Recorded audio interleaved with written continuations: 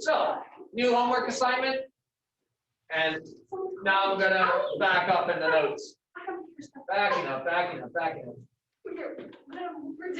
Okay, now backing up that far. All right. We left off with our conditions. Here's what your conditions should look like, relatively speaking.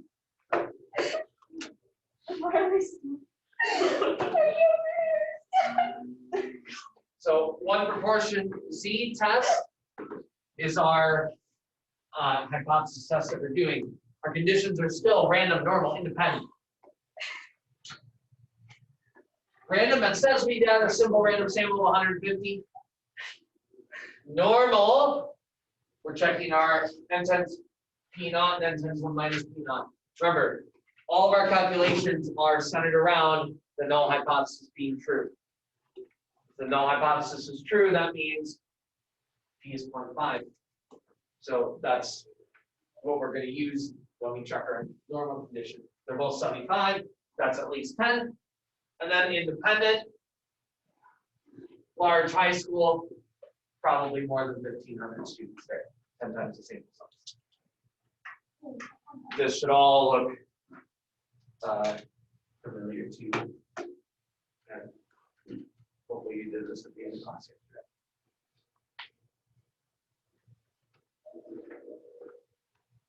Now, let's move on to step 3.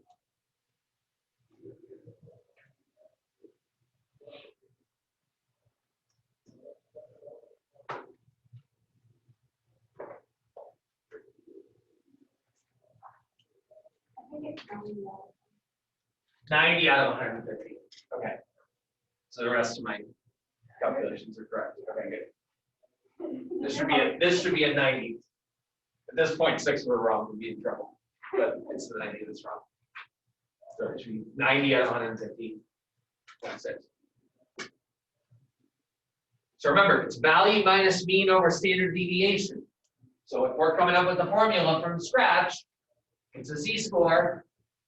The value out of our sample minus our mean. Our mean is whatever the null hypothesis says the mean is. The standard deviation on the bottom of the z-score is whatever it says the standard deviation is.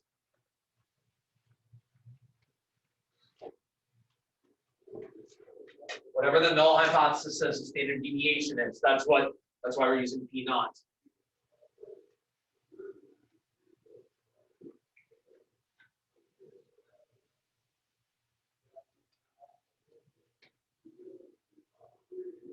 Formula, plug in the numbers, answer. Now, here is the new thing for today. So we are doing a two-sided test. We are detecting if there is a difference. So when we did our probability, usually we have done the probability that the sample is this extreme in a particular direction. Since it doesn't specify a direction, when we are looking at this, so this was 2.45.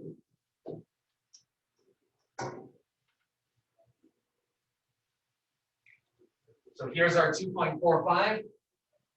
We don't just want to know how high above 2.45, since we want the likelihood that it misses this far in either direction, then we want to factor that in with our two-sided test.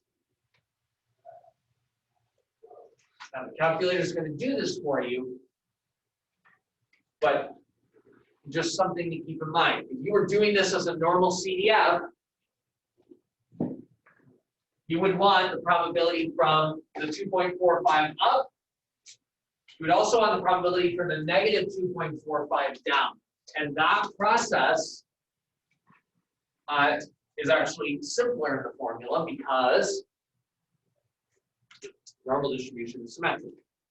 So this probability and this probability is the same. So what you would really need to do if you were using normal CDF or like a z-score table is you would be taking this area to the right, you'd be calculating that, and then you could double it, and that would add to the area to the left. So the new idea here is that because we are two-sided, that means we don't just want what's the chances that I got a sample that high. It's what's the chances that I got a sample that's that far away. So I'm just detecting whether there's a difference. I don't care which direction the difference is in.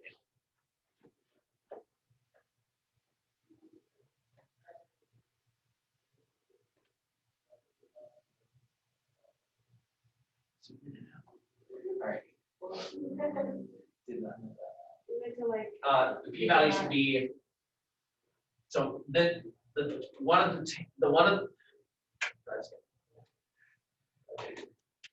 this tail, that's probability of 0.0071. So the other tail also has that same probability. So we double it to get p-value, which is 0.0142.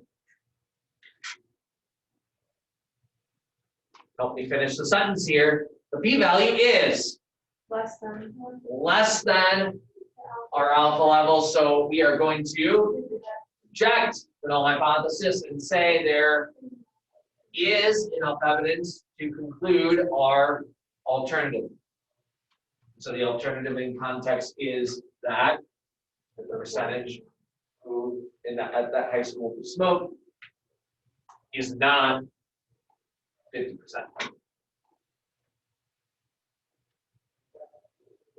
Give me that, and then we'll do the calculator.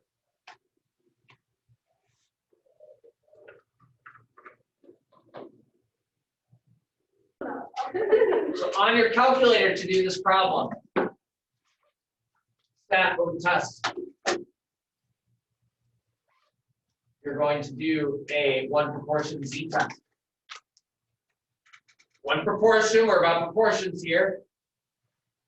We're using Z. It's a test, hypothesis test instead of a confidence interval.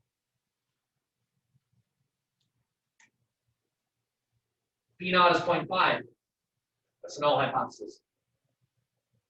Our count, remember this is a count and not a proportion. This should not be any type of decimal. 90 out of 150.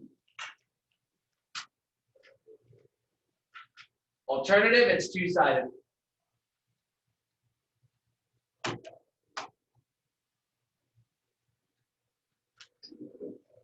Here's your p hat.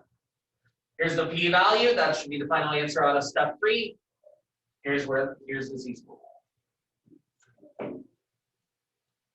So the p-value is the actual proportion after we calculate. That's the difference between p0 and then the actual p-value. It's the actual proportion. Okay. I'm just trying to make sure I don't mix up p0, p hat, and p on this quiz. Okay, p hat is, for example, like the 90 out of 150, like 90 out of the 156 at that, but that's your proportion of your sample. Okay. Okay, p0 is for kids that the website says that 50% of high schoolers, that's in general. Right. So that's your p0. And then your p-value is for health. Okay. Got it. P0 is whatever your null hypothesis is saying.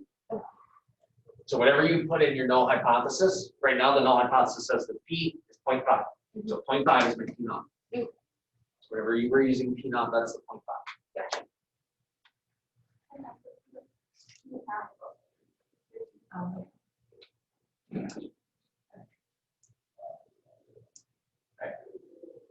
Now, we could take this sample, this 90 out of 150, and do the same 4-step process to make a confidence interval.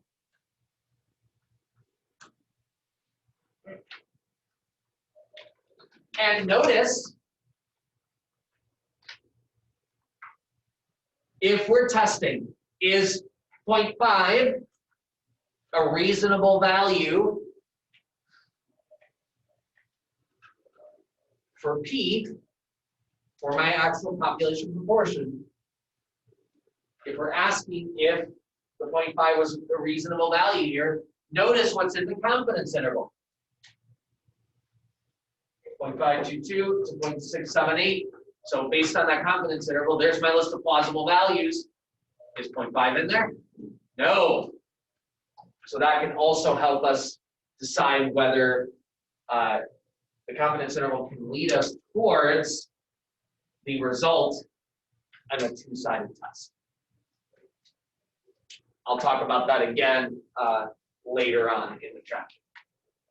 But I just want to point it out quickly here. So this calculation does not include P naught at all until the very end, when you have to see if it fits between the two proportions.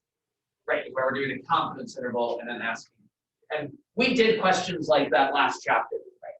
When I had you do the confidence interval, and then like part B of the question asked, so-and-so thinks that 50% of the people smoke.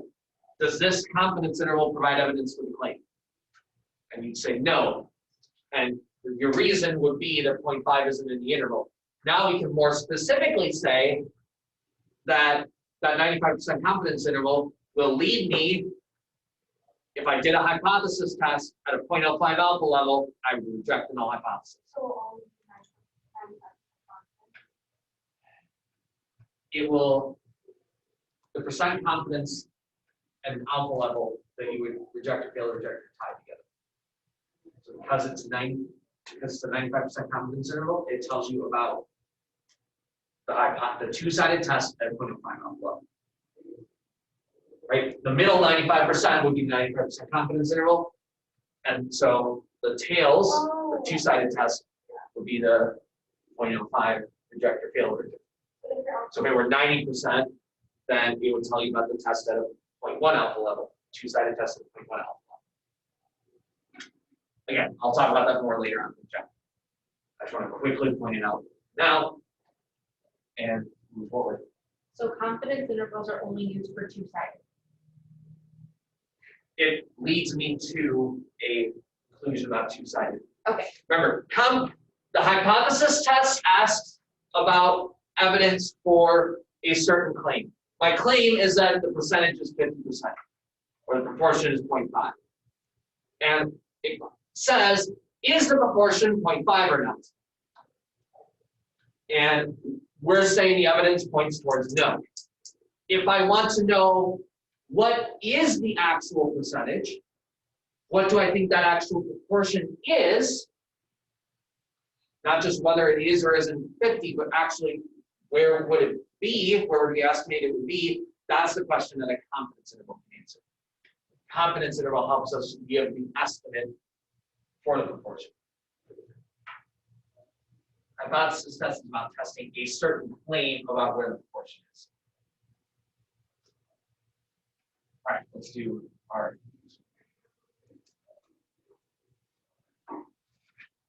This is also what I just said. All right, here we go. Next problem. I want to give you 5 to 10 minutes, and I want to see how far you can get. I'll actually start you off here.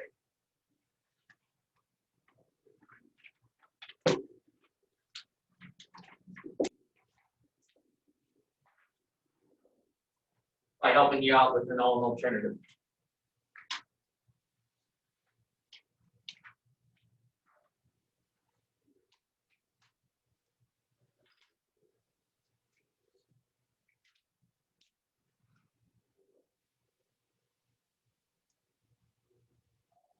Random samples. Selected showing the distribution of 12 member contestants for each fan that order the 12 leads determined. If your performance doesn't matter, we would expect approximately 1/12 advance for the last contestant. All right. Does the data provide convincing evidence that there is an advantage to going last? So, first off, are we one-sided or two-sided? Are we saying whether there's a difference in a particular direction here? Let me give you a hint. The key word on this one is advantage. Advantage is saying that yes, there is specifically, there's not just a difference, there is a benefit. That's the direction that we're going in. So the null hypothesis is a P is 1 function.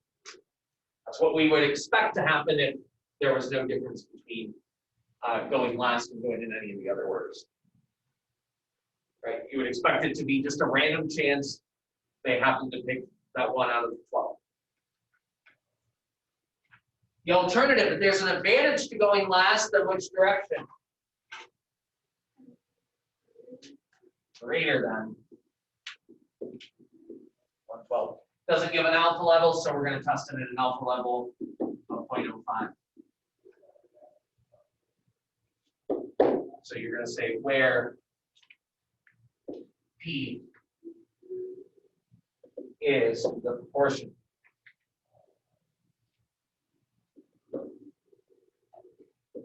of bands.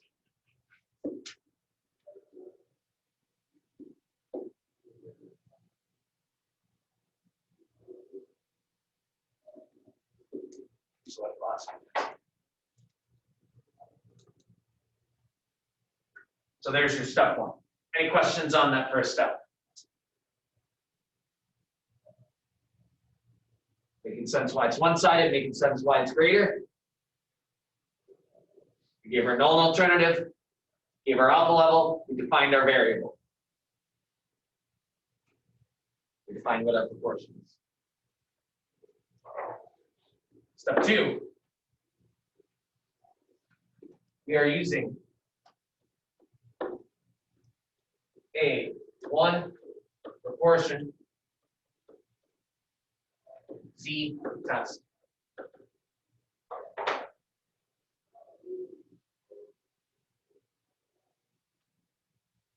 And I will stop there and let you work for a little bit and try this.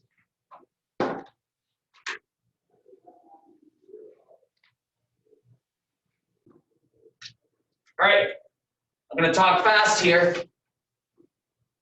This is an overview of what you should have. Random. We took a random sample of the 600 American Idol fans. Normal. You should have taken n times P naught and then 10 to 1 minus P naught. So 600 times the 112 and 600 times 1 minus 112. They should have both been at least 10. There's our normal condition. Independence, more than 6,000 people watch American Idol. Step 3. Should have formula. Plug in the numbers. Answer. Your Z-score should have been 1.33. Your p-value should have been 0.09186. And that p-value was greater than our alpha level. If it was greater than the alpha level, we were going to fail to reject the hypothesis. Failing to reject means there is not enough evidence for the alternative.